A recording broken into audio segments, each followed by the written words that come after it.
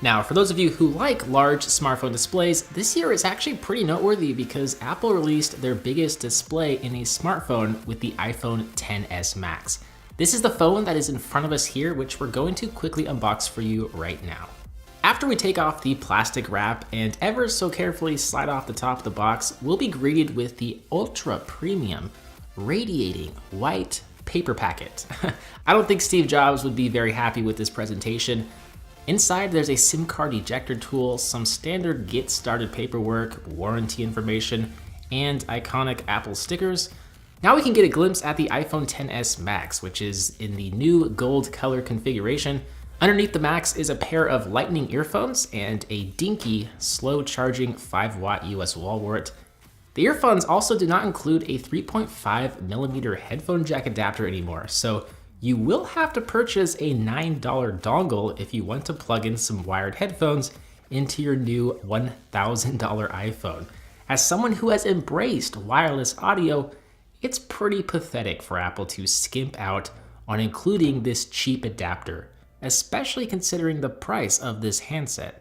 With that said, the iPhone XS Max looks and feels absolutely incredible. The rear features a tan copper-ish hue, while the stainless steel band features a dark, shiny gold color that makes this phone look even more premium than it already is. I was never a big fan of gold devices, but I really dig this look. What's neat about the XS Max is that while it features the largest 6.5-inch display ever in an iPhone, the overall size of the phone is the same as an iPhone Plus model. So if you have an iPhone 8 Plus, it's gonna be the same size. It basically just swaps out the chunky top and bottom bezels with more display. So for consuming media, the XS Max is going to offer a superior experience than the SX or any other iPhone to come before it. The screen is bigger and the speakers are louder than ever before. After coming from an iPhone X, I'm actually having a little trouble adjusting to the extra screen real estate. The iPhone X and XS will be much better for one-handed usability.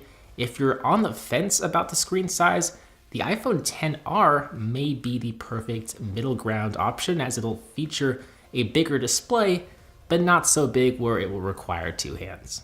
The XS Max comes equipped with 4GB of RAM and Apple's A12 Bionic chip that is about 30% faster with improved battery life or battery improvements.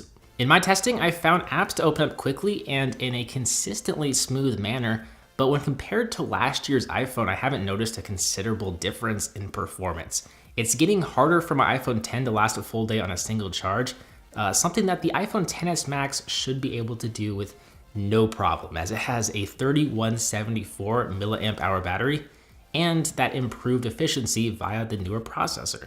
Arguably the biggest difference between the 10 and the XS and XS Max is the camera. It still features a similar 12 megapixel sensor, but it's 32% larger than its predecessor, and you still do have that 2x optical zoom telephoto sensor. But the biggest difference is in the software and image processing. The iPhone XS Max is able to capture better low-light images and images with superior colors and dynamic range. I've always considered the iPhone X to be able to capture great images, but the iPhone XS Max actually really surprised me. It really does capture even better images. There is a new mode called Smart HDR, which captures a series of photos at a bunch of different exposures and stitches them together for one beautifully exposed image. There's also an enhanced portrait mode that adds a precise depth map to let you adjust the depth of field after you shoot the photo. This sort of feature is usually only found in super high-end cameras, so it's neat to see included in a smartphone. I've only used it a couple of times, but I really like the effect. Those are the biggest new features available in the new iPhone XS Max. It can be maxed out to 512 gigabytes of internal storage. There is a higher IP68 water and dust resistance rating, dual SIM support, faster wireless charging, and improved battery life that I touched on earlier.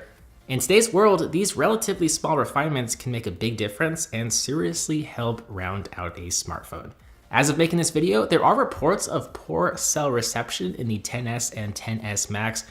I'm gonna have to test this out some more to see if my device is affected. I do live in a dead zone, so call quality is already poor. I have noticed though that almost every time I make a call, it takes a few seconds before people can hear me on the other end. This results in a lot of hello, hello, hello. It might be